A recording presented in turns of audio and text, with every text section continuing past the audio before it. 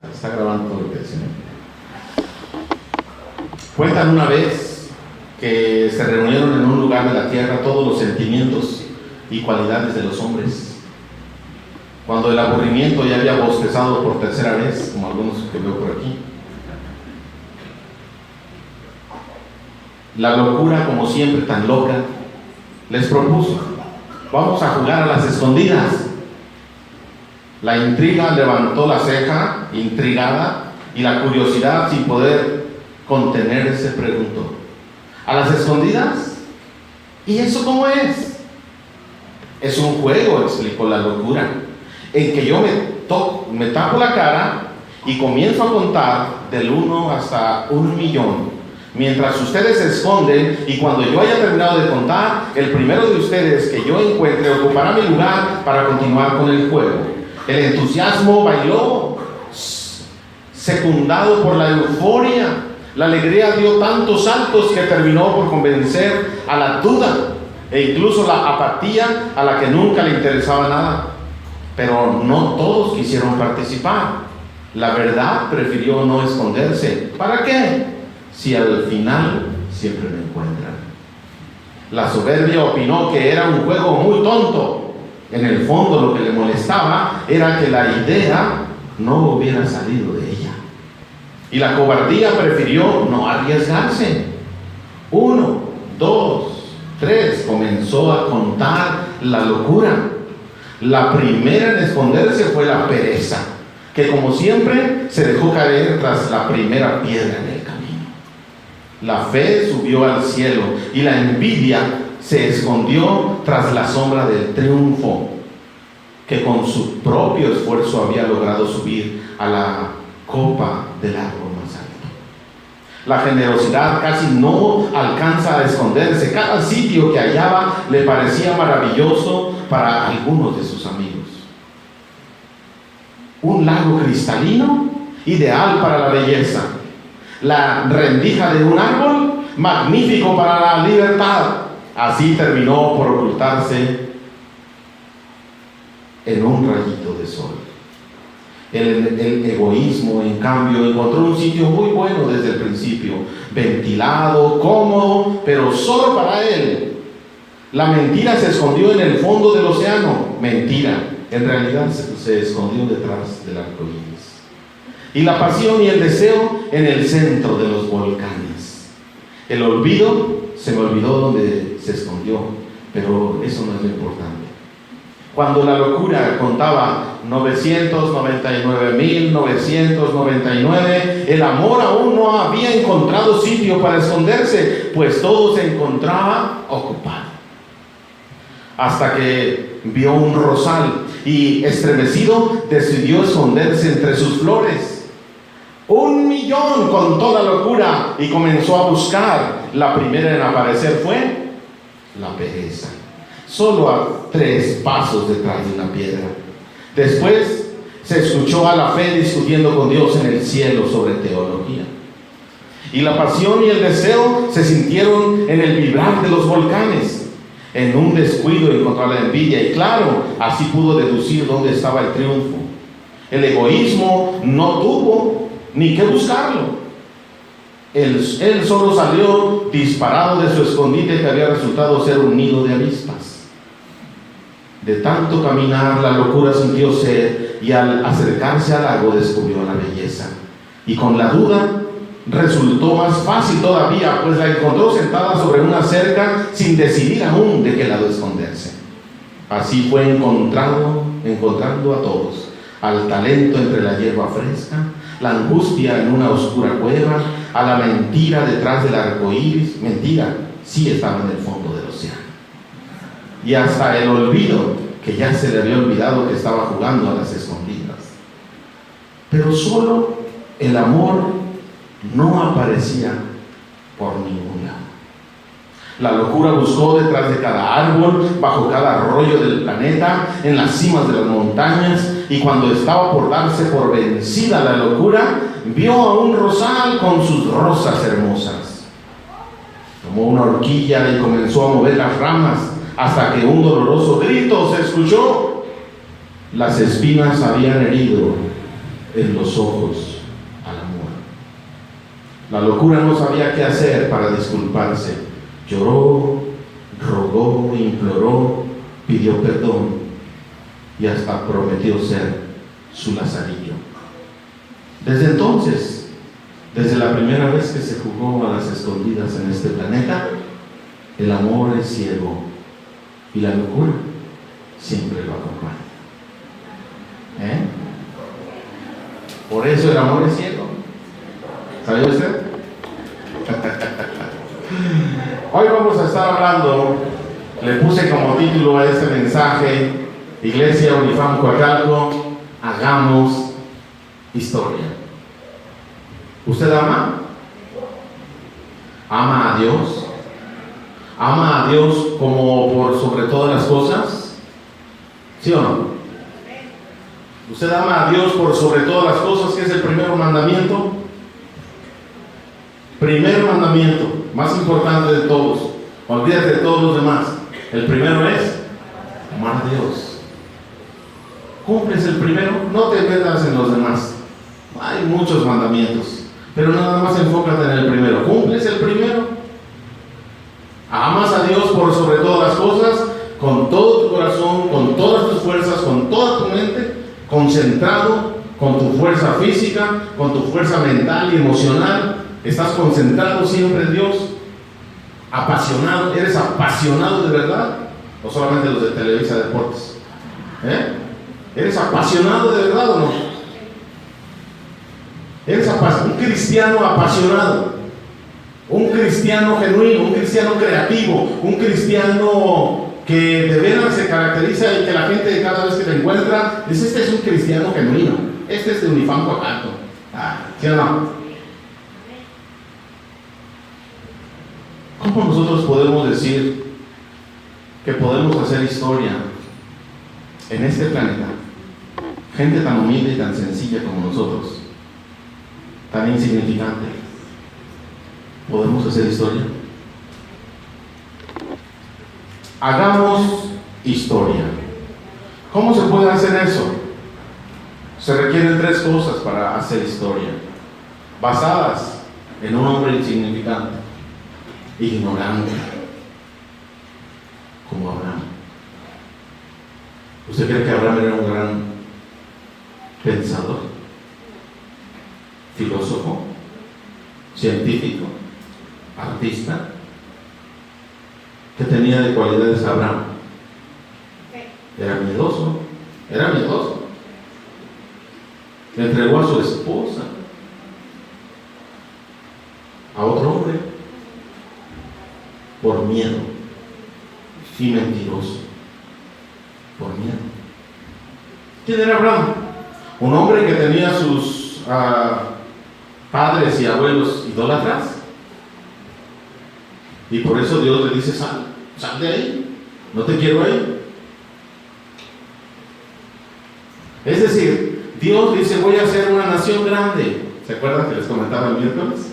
Voy a hacer una nación grande. Quiero escoger a dos especímenes humanos, a dos seres humanos, hermosos, guapos, fuertes, inteligentes, porque a través de ellos quiero hacer una nación grande, una gran nación. Dice Dios en su corazón estableció hacer para él un gran pueblo.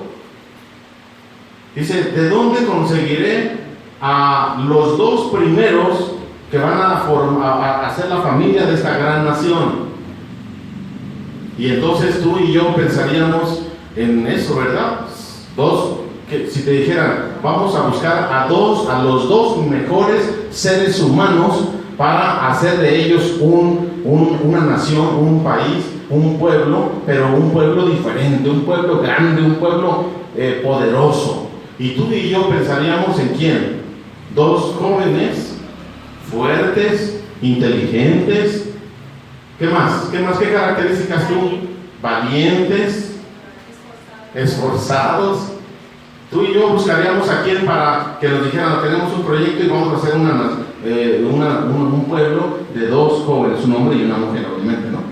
De dos jóvenes, vamos a hacer una nación fuerte. ¿Tú qué características recomendarías que tuvieran estos jóvenes? fuertes, sanos, inteligentes, jóvenes, con fuerza. ¿Y cómo piensa Dios? ¿Cómo pensó Dios? Buscó a dos viejitos que ya no podían tener hijos, que ya no tenían fuerzas, que no conocían ni eran los más inteligentes de su época, que no conocían muchas cosas. Tú y yo conocemos muchísimo más que Abraham. O sea, tú platicar con Abraham te lo dejas lejos en cuanto a cultura general. ¿Sí o no?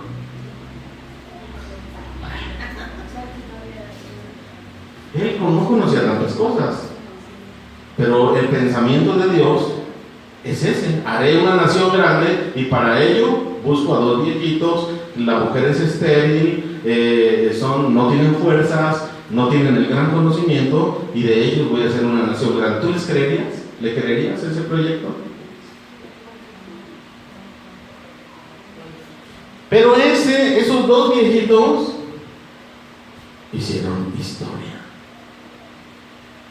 Mira, imagínate tú y yo juntos en las manos de Dios lo que podríamos hacer o lo que estamos haciendo. Imagínate. Se requieren tres cosas que tuvo Abraham para que aprendas. Abraham nos va a dar una lección. El viejito, el debilucho, el sin fuerzas, nos va a dar 3 lecciones. Se requiere en primer lugar escuchar la voz de Dios. ¿Qué se requiere para hacer historia? Escuchar la voz del presidente electo. Escuchar la voz de los científicos. ¿La voz de quién? De Dios. Usted es un pueblo, una persona, una familia que tiene que ser guiada por Dios. Usted quiere ser guiado por Dios, pues escuche su voz, escuche su consejo, escuche lo que Dios tiene que decirle a usted. Lea su palabra, emociónese cada vez que abre la Biblia, porque Dios tiene una palabra para usted. Escuche su voz, sea sensible a cuando Dios le hable. Cuando usted escucha su voz, usted va a obedecer. Cuando usted escuche su voz, usted se va a sensibilizar. Dice la palabra de Dios en el versículo 1 que ¿quién le dijo a Abraham que saliera? ¿Quién? Jehová le dijo. ¿Qué le dijo? Así dice, Jehová le dijo a Abraham, ¿o cómo dice? Jehová había dicho. Pero Jehová había dicho a Martita, a Magali, a David. Pero Jehová había dicho a César. Y así ponle tu nombre. Pero Jehová le había dicho. Eso es lo importante. ¿Quién es el que le dijo? Y de ahí en adelante no importa lo que le diga. Si le dijo Dios, hágalo. No importa. Por eso a Abraham le pidieron un absurdo y le dijeron a Abraham: sal, o sea, mira, aquí estás con tu gente, tienes dinero, tienes comida, tienes sirvientes, tienes a tu familia, tienes a tu casa, tienes todo. Sal, porque tengo algo mejor para ti. Y Abraham no se puso a discutir y no dudó y no le dijo: Señor, primero muéstrame qué tal si allá no fluye ni leche ni miel, qué tal si allá me va mal, qué tal si aquella tierra es peor que la que estoy, qué tal si me salgo de Guatemala y me voy para Guatepeor. ¿Cuáles son los dichos que tenemos? A ver, otro dicho parecido a ese. No, bueno, a ver, piensen. Luego Abraham dice: yo quiero ver primero, déjame ir, y si me conviene a donde tú me estás diciendo, pues entonces me llevo a mi gente, a mis criados y a mi esposa y me voy para allá. Pero si no me conviene, pues no. Así es usted. Lo que le conviene. Fíjate, Jehová le había dicho, punto. Jehová le había dicho. Ya lo demás no importa. O sea, lo que te haya dicho, ¿quién te lo dijo? Por eso Abraham no sabía a dónde iba, pero sabía quién iba con él. ¿Te das cuenta que muchas veces la perspectiva, la visión es nula? Pareciera que no sé a dónde voy, pareciera que no sé a dónde Dios me quiere llevar. Pero lo que es importante es que Dios va conmigo y que Dios me va llevando y que yo voy siendo guiado por la voz de Dios. Si Dios es el que me está llevando, yo soy obediente. Que si me esperan allá peligros y crisis, situaciones difíciles, no me importa, porque ¿quién va conmigo? Dios.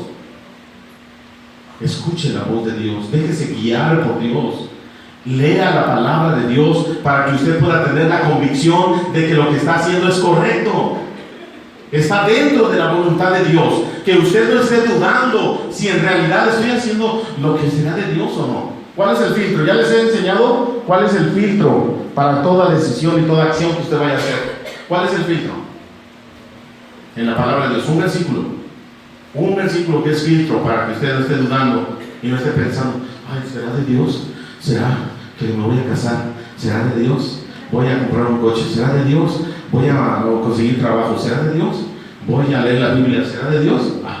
¿Será de Dios? ¿Voy a plantar una iglesia? ¿Voy a salir a evangelizar? ¿Me voy a unir a un grupo familiar? ¿Voy a comenzar a servir en la iglesia? ¿Será de Dios? ¿Será de Dios? ¿Voy a comenzar una carrera universitaria? ¿Será de Dios? ¿Por qué duda tanto? ¿Por qué duda tanto? ¿Cuál es el filtro? ¿Ya? ¿Se acordó? Filipenses 4:8. Filipenses 4:8. ¿Qué dice? 4:13. Ay, sí que fácil, ¿no? Por lo demás, hermanos, todo lo que es verdadero. A ver, todo lo verdadero, lo que voy a hacer, ¿implica mentira?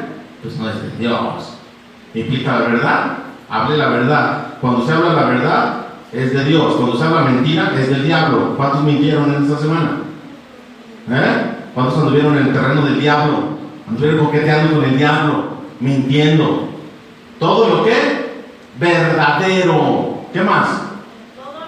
Honesto. Todo lo que sea honesto, lo que usted va a hacer, el proyecto que tiene, la meta que tiene, lo que usted va a tomar a hacer al rato en la tarde, lo que va a hacer mañana, ¿es honesto o no es honesto? Si no es honesto, no es de Dios. Si es honesto, hágalo. ¿Qué más? Justo. Usted anda pisoteando a otros, menospreciando a otros, siendo injusto con otros, robándole y quitándole lo que le pertenece a otros. Todo lo que es ¿qué? Justo. Todo lo justo. ¿Qué más? Puro. Todo lo que tenga que ver con pureza espiritual, emocional, lo que sea en un sentir genuino de ayudar, de bondad, de benignidad, como dice la palabra.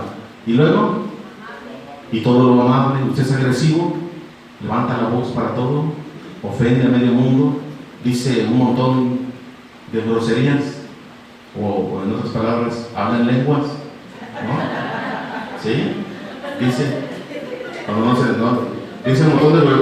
dice un montón de groserías, voltea al lado y todos van a estar, ¿qué? No se le entiende cuando habla de groserías. Entonces, manténgase en una pureza en todos los sentidos de moralidad sexual, en una pureza de vida con la familia, con la esposa, con los hijos. Y luego, último, amable, todo lo que es de buen nombre, ¿no? Todo lo que es amable, todo lo que es de buen nombre. ¿En esto qué? Su mente. ¿Dónde está su mente? En esto, pensar. Piense, concéntrese. Por eso, si usted ama a Dios con toda su ¿qué? Su mente. Y luego Romanos 12:1 y 2 dice que transformamos en la renovación de ¿qué? De su mente. Todo está ahí. El enemigo, ¿dónde te ataca? En tu mente. Primero entra aquí la idea y luego se ejecuta el corazón y luego la actúes. ¿Sí? Tengamos cuidado con todo eso. Filtros. ¿Cómo estamos haciendo las cosas? ¿Qué está pasando? ¿Estamos escuchando la voz de Dios Dios, no dude en hacer la voluntad de Dios. Dice la palabra que Dios le dijo a Abraham: sal de tu tierra, sal de donde está tu familia, a la tierra que yo te mostraré en un futuro. Y Dios te ha dado muchas promesas a tu vida. Dios dice: sal de este mundo de pecado, de esta actividad de pecado, de este pensamiento de pecado que continuamente nosotros estábamos. Sal de ahí, porque yo te llevaré a un lugar donde tú no tengas más sufrimiento ni más dolor, donde yo voy a estar contigo. ¿Tú crees eso? Así es de que en este mundo somos como Abraham. Nos ha prometido Dios una tierra donde fluye leche y miel, su presencia continua. Y ahora, mientras tanto, dice: yo quiero que vayas conmigo. Y se enfrentó por crisis, por ataques, por momentos donde no tenía fe y demás. Pero él sabía que tenía una promesa. Y tú, iglesia, hermano, amigo que hoy nos acompañas, debes de saber que Dios tiene una promesa para ti, de darte algo que nadie más te puede dar, y es llegar a su presencia. Llegar a la presencia de Dios y disfrutar de este majestuoso y poderoso creador del universo. Lo puedes ver cara a cara. Y por eso entonces se requiere escuchar la voz de Dios. Escuche su voz, obedézcala, atiéndala, conózcala, ámela, la palabra de Dios. ¿A quién le gusta leer la palabra de Dios y disfruta del estudio y la meditación de la palabra de Dios? Me imagino que todos ustedes quisieran estar con Dios, ¿no? Quisieran estar delante de Dios. Dios ha dejado un libro, el autor, fíjate, el autor. Tú te aburres a leer al autor con el que tú quieres estar toda la eternidad. El autor del libro que no te gusta leer es al que tú quieres conocer cara a cara y estar con él por toda la eternidad. Pero cuando abres lo que escribió, te da sueño, te aburres, bostezas y te cansas. Y no hay una disciplina. Por lo tanto, cuando tú vas en el caminar, en el peregrinar en este mundo, no sabes, tienes miedos, temores, dudas, porque no estás escuchando la voz de Dios. No eres sensible cuando Dios te dice: por el camino es por aquí, y tú dices: no, yo creo que el camino es por acá. No escuchas la voz de Dios. Por lo tanto, te enfrentas con sufrimiento, con soledad, con dolor, con muchas cosas que Dios quiere evitarte. Dios quiere evitarlas, pero tú dices: no, yo quiero sufrirlas. Y ahí está. Número 2, escuchando a Abraham. Estamos hablando hoy de Abraham, el padre de la fe, porque él escuchó la voz de Dios. En segundo lugar, se requiere, para hacer historia, se requiere propósito de vida. Propósito de vida. ¿Sabes que Abraham se estableció un propósito en su vida? Según la promesa de Dios en el versículo 2, le dijo, ¿qué le dijo en el versículo 2? Haré de ti una nación grande. ¿Qué más? Te bendeciré, engrandeceré tu nombre, o te haré famoso, dice la gente. ¿Y qué más? Y tú serás. Ah, qué gran propósito. Qué gran propósito Dios le dio a Abraham, ser de bendición. Mira, muchos de nosotros teníamos propósitos bien pasajeros, vacíos y huecos. Pura vanidad de vanidades. Pura vanidad. Querer tener una carrera universitaria, una empresa. Eso es bueno, no estoy diciendo que sea malo, No, eso no es malo. Pero el asunto es que ahí acababa toda nuestra vida. Ahí se acababa todo. Ser padres, casarnos y tener hijos. Y luego morirnos y ya, ¿no? ¿Sí o no? Los propósitos que teníamos eran vacíos. Entonces mucha gente se casa y todavía queda ahí con un vacío en su corazón. Tiene hijos y tiene un vacío en su corazón. Termina su carrera universitaria y luego quiere estudiar un posgrado. Y lo termina el posgrado y luego doctorados y demás en el extranjero. Los termina, pero quedan con un hueco. O el empresario que empezó a ganar mucho dinero, y dinero, ya no sabía qué hacer con tanto dinero, porque todavía tenía un hueco en su corazón. Aquel famoso se suicida. Aquel político encumbrado e inteligente se divorcia, se va a las drogas, porque no encuentran sentido y propósito para sus vidas. Es decir, los propósitos de la vida, cuando no están centrados en Dios, cuando no están centrados en lo que Dios quiere para ti, pues simple y sencillamente terminan en frustración, terminan en aspectos de fracaso solamente, de soledad, de angustia, corazones vacíos, vidas sin qué, propósito. El verdadero propósito del ser humano se encuentra cuando conoce a Dios, cuando le adora y cuando es un instrumento en las manos de Dios y dice: yo quiero hacer de tu vida una gran bendición para otros que están a tu alrededor. Y es cuando le encontramos sentido y sabor a la vida. Cuando tu vida es de bendición, cuando le compartes a un familiar, a un amigo y eres instrumento de Dios y le dices: oye amigo, ¿no te gustaría conocer a Dios? Fíjate que yo andaba igual que tú, borracho, mal hablado, mujeriego y demás. Y sabes que un día conocí de Dios y Dios cambió mi vida. Y ese amigo va a decir: oye, estaba esperando que me dijeran eso, ¿qué hago? ¿Cómo le hago? Pues mira, lo único que tienes que hacer es creer en Jesucristo, arrepentirte, reconocer que estás mal delante de Dios, que eres un vil pecador. ¿Le da miedo decirle a la gente que es un vil pecador?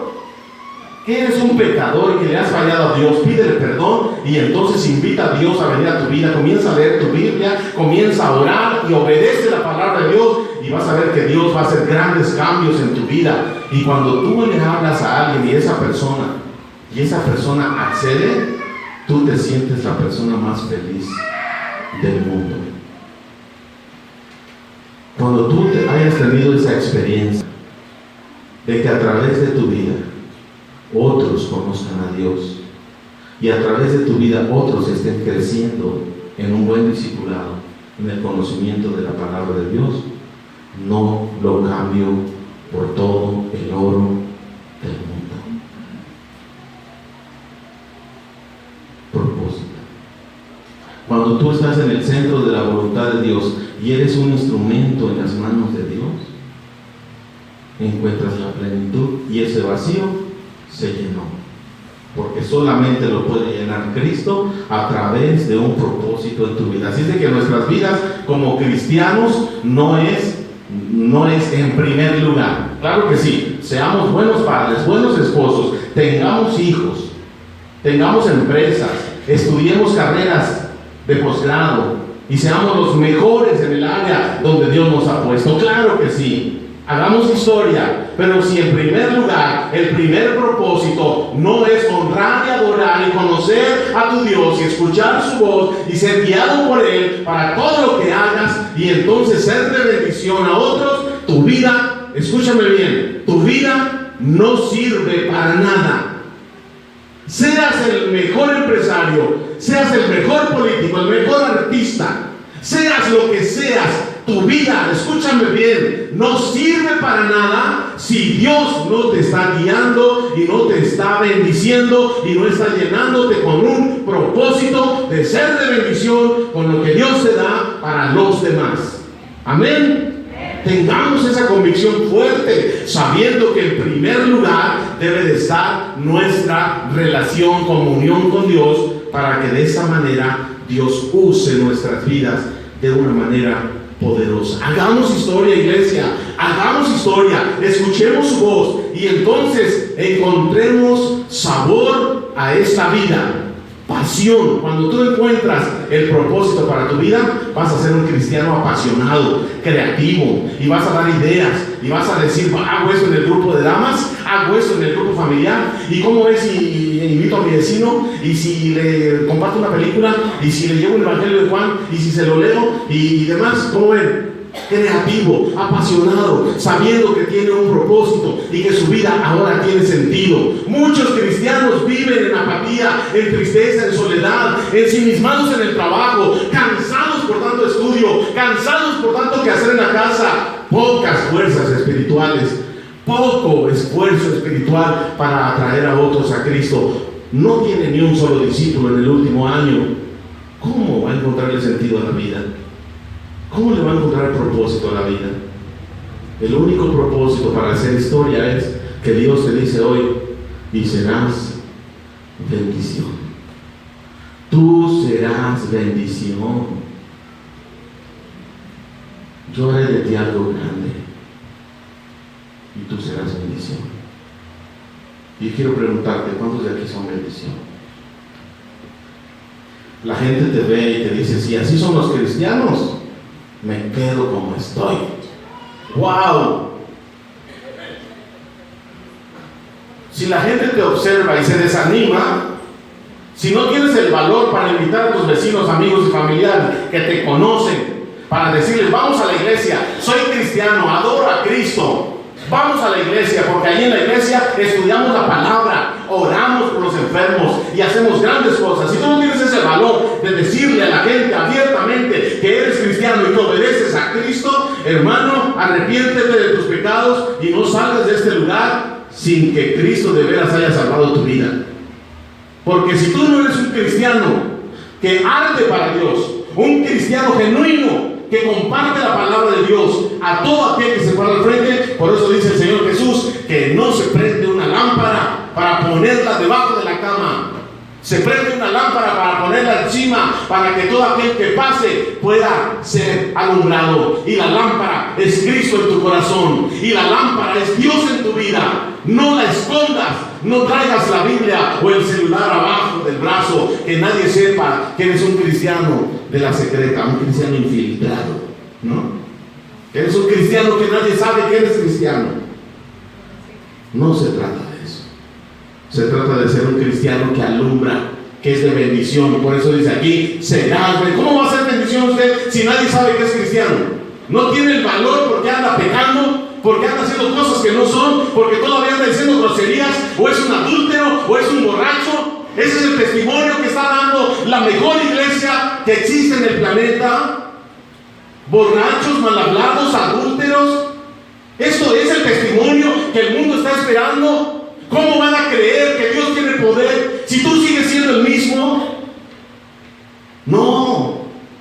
Necesitamos generar cambios en lo interior. Por eso, escuchando la voz de Dios, vamos a hacer historia. Y en segundo lugar, teniendo un propósito claro para nuestra vida. Y ese propósito es ser de bendición.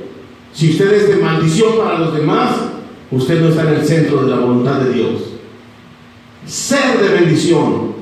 Eso es lo que Dios quiere. ¿Quieres hacer historia? Cuesta. ¿Qué cuesta? Tu vida. Entrégala. Entrégale tu vida a Cristo. Y entonces hagamos historia. Porque no es un juego. Cristo no estaba jugando cuando fue a la cruz, cuando derramó su sangre, cuando le pusieron la corona de espinas, cuando le dieron de latigazos, cuando clavaron en sus manos y en sus pies los grandes clavos y le dieron en su costado con una lanza. Él no estaba jugando y él no estaba diciendo, pues a ver qué sale, pues a ver si es agradable delante de Dios. No, él se entregó todo y era serio.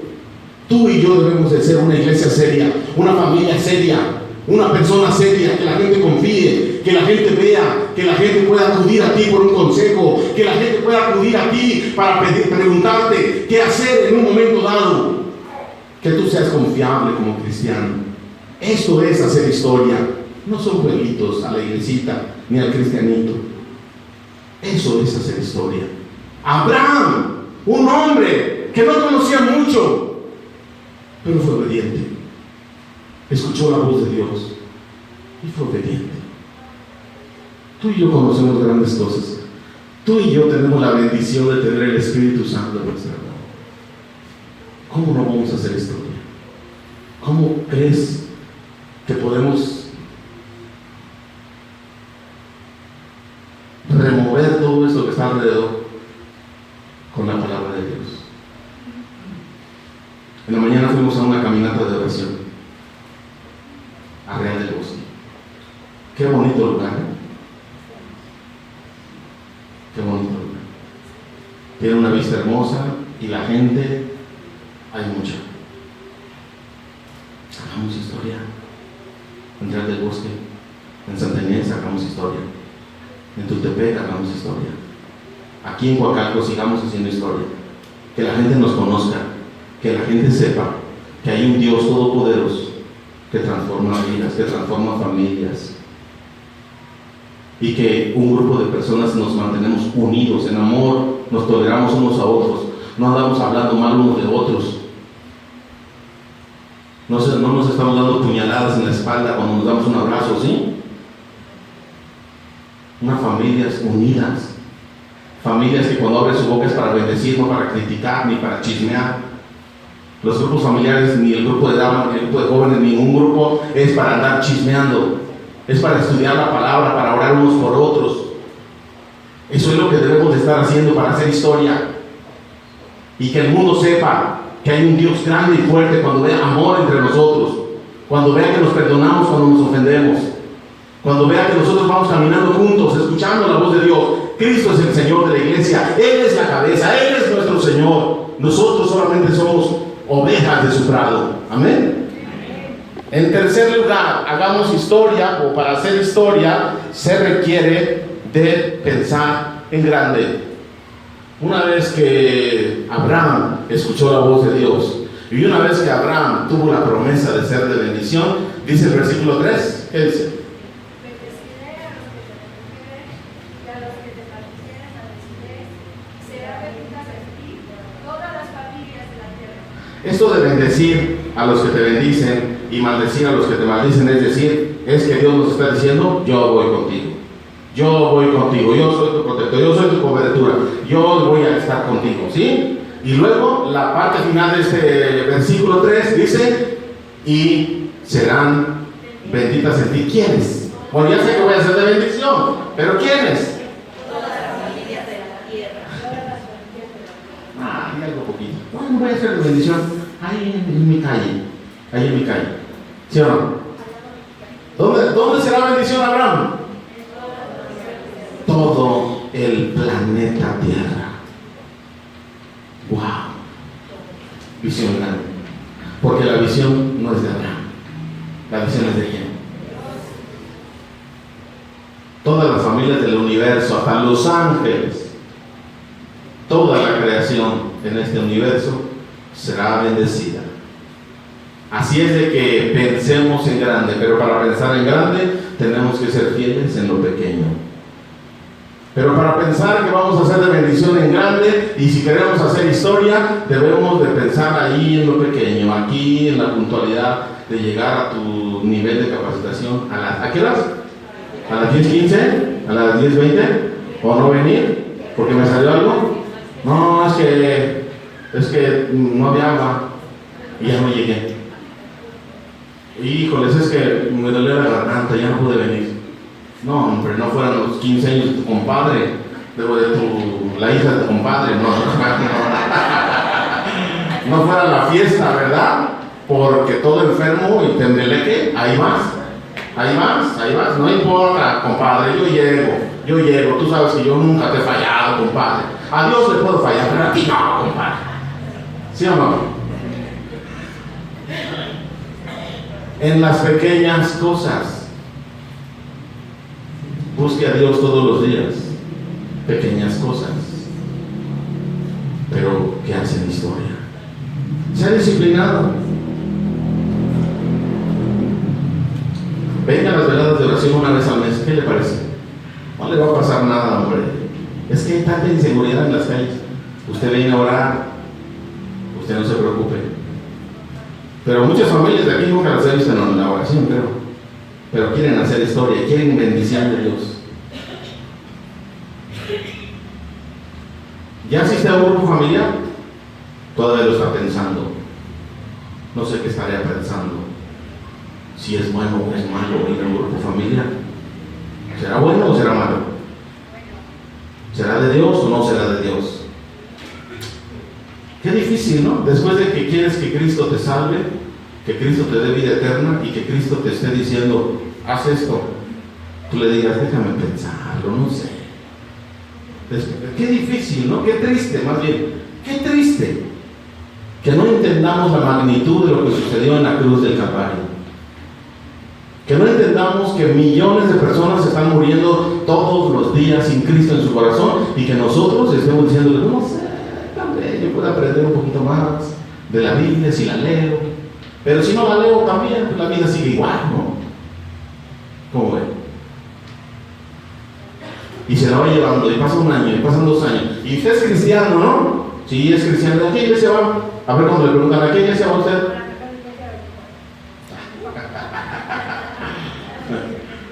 A la iglesia que es. Usted dice, mi iglesia es la que está en Canossas, esquina con Eje 3. Así dice usted, mi iglesia. ¿Usted tiene sentido de pertenencia? ¿Usted es de aquí o de allá? O ni de aquí ni de allá. ¿No? ¿De dónde es? Mi iglesia, donde yo soy miembro, donde yo soy parte, donde yo adoro a Dios juntamente con mis hermanos. Me da gusto escuchar a mis hermanos. Me cae bien alguno del pastor, pues más o menos me cae. Pero me da gusto ir a esa iglesia. Aprendo. ¿Sí? ¿Usted tiene sentido de pertenencia? ¿Sí o no? Puede usted decir, yo soy muy espiritual, yo soy cristiano, yo no soy de ninguna iglesia, yo soy de Cristo. De verdad, ni quién se la cree.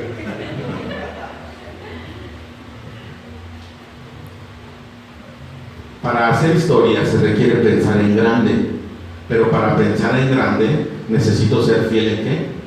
En lo poco, en lo pequeño. No puedo yo pensar en grandes cosas si soy impuntual, deshonesto, mal hablado, no quiero servir, no tengo ni un discípulo. O sea, un discípulo. Quieres hacer historia en el mundo, pero comienza con un discípulo, uno nada más. ¿Cuántos años tienes de ser cristiano? Dime, ¿quién es tu discípulo? Tus 2, 3, 4, 5 discípulos. Y que les hayas enseñado bien para que ellos hagan más discípulos. Esto es hacer cosas en grande, pensar en grande. Jesucristo tenía las multitudes, pero se apartaba solas y solamente tenía un grupo de 3 amigos. Y luego él discipuló solamente a un grupo pequeño de 12. Pero entre los 12 tenía 3 amigos, pero aparte él se iba solo. Ahora, Jesucristo necesitó orar, Jesucristo necesitó ayunar, Jesucristo necesitó estar a solas con el Padre, el Santo, el sin pecado, necesitó eso. Imagínate tú y yo, pareciera que no necesitamos orar, ni ayunar, ni discipular. Jesucristo necesitó y lo hizo. Tú y yo, si tú no lo haces, entonces le estás diciendo que eres mejor que Jesucristo. Si tú no lo haces, si tú has entendido el Evangelio, si tú has entendido que Cristo murió por ti, si tú has entendido que en la cruz del Calvario Él llevó tus pecados y te perdonó y derramó de su Espíritu en tu corazón para darte vida eterna, para capacitarte a hacer lo que tú no puedes hacer. Si no entendemos eso, hermano, no salgas de aquí sin recibir a Cristo en tu corazón. De veras. No vaya a ser que al final, cuando el Señor Jesús venga, tú creas que eres, pero en realidad no lo eres. No lo eres. Tú creas que eres un cristiano, pero que en realidad no te conoce Dios. Que no tengas esa duda. Y que si tú dices, sí, Dios me conoce, soy su hijo y Él vive en mi corazón, pues demuéstralo, no lo digas, demuéstralo con 3 cosas básicas. 1, escucha su voz. 2, tu propósito de vida tiene que ser de bendición a los demás. Y número 3, piensa en qué? En grande, a través de las cosas pequeñas. Sea el mejor esposo, la mejor esposa, el mejor padre, el mejor hijo, el mejor miembro de la iglesia, el mejor trabajador. Ahí en esas pequeñas cosas usted haga historia, porque ahí está honrando a Dios y Dios le va a usar en otras cosas más grandes. Había un comerciante muy rico hace muchos años. Este comerciante muy rico tenía 4 esposas. 4 esposas. A la primera esposa la amaba mucho. La vestía muy bien. Le alimentaba muy bien. La cuidaba y la amaba mucho. Pero a la segunda esposa también la amaba. A a la segunda esposa también la amaba mucho. La presumía a todos los lugares donde iba, era su gran orgullo, su gran logro, su segunda esposa, y siempre la andaba presumiendo con amigos, vecinos y familiares. Era su gran orgullo. Pero a su tercera esposa también la amaba, porque cada vez que tenía un conflicto acudía a ella, y era una mujer sabia, y le daba consejos, y siempre lo sacaba adelante en las problemáticas cuando estaba triste, cuando estaba deprimido, era su confidente y demás. Su tercera esposa, pues, la amaba también. Pero a su cuarta esposa no la amaba. La tenía abandonada, flaca, desnutrida. Pero era una mujer muy fiel. Era una mujer que cuidaba de sus negocios. Era una mujer que cuidaba de la casa. Era una mujer que siempre estaba pendiente de todo. Y era fiel continuamente con él. Estaba buscándolo, lo amaba a él profundamente, pero él no la amaba a él. Un día este comerciante muy rico cayó enfermo. Y le dijeron que iba a morir. Así es que se empezó a angustiar y dijo: híjoles, ¿y ahora qué hago? ¿Quién se va a ir conmigo a la muerte? Quiero que alguien me acompañe a la muerte, no quiero ir solo. Empezó a tener miedo y decir, y llamó a su primera esposa y le dijo: yo siempre te di lo mejor, te vestí, te alimenté, te irías conmigo a la muerte para que me acompañes y estemos juntos por siempre. Y la primera esposa le dijo: no, yo no me voy a ir contigo. Sintió como una puñalada en su corazón, porque la amaba, pero ella no estaba dispuesta a irse con él. Entonces volteó hacia su segunda esposa, la mandó llamar y le dijo: esposa, tú eres mi orgullo, mi logro, y yo siempre te anduve presumiendo con todos. Tú sabes que yo te amo y es algo muy preciado para mí. Cuando yo me muera, te irías conmigo, nos morimos juntos. Y le dice a su segunda esposa: ¿cómo que estás loco? En cuanto te mueras, yo me busco otro.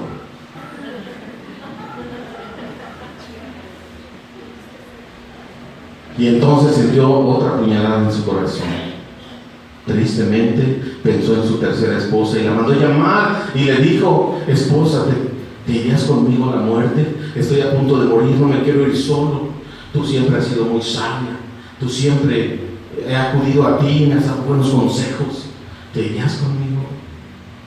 Y le dijo la tercera esposa: yo no iría contigo. Si al caso te acompaño a la tumba y de ahí me regreso por ella. Hasta ahí me quedo. Su cuarta esposa se le acerca y le dice: yo me iré contigo hasta donde tú te vayas. Donde tú estés, yo voy a estar. Yo siempre te he sido fiel y estaré contigo aún en la muerte. Y murió con él. Su primera esposa es su cuerpo. Todos tenemos 4 esposas. Tu primera esposa es tu cuerpo, que alimentas, que vistes de lo mejor, ¿sí o no? Pero cuando te vas, no te lo llevas. Tu segunda esposa son tus bienes materiales, tus cuentas en el banco, tus coches, tus casas y todo lo que tengas aquí, habido y por haber. Cuando mueras, ¿a quién se va? Con otro, ¿sí o no? Por eso iba a buscar otro cuando se muriera. Tu tercera esposa son tus familiares, si acaso te acompañan a la tumba, ¿no? Y cuando estás en problemas, ¿a quién acudes?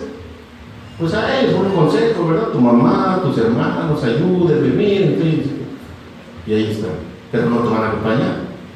Y la cuarta esposa es tu vida espiritual, que la tienes regularmente abandonada, pero lo único que te vas a llevar es eso.